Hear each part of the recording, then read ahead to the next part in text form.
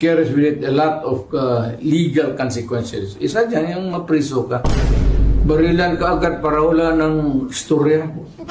Gulo ko naman, trial ba tayo ang gastos yan? Everyone, wag mong gawain niya kasi talagang kung sa opisina kita, barilin kita. Totoo, para mga akong pinahiya. Hindi ka pwede mag-blanco-blanco dyan sa pera ng tao. Ano ka man?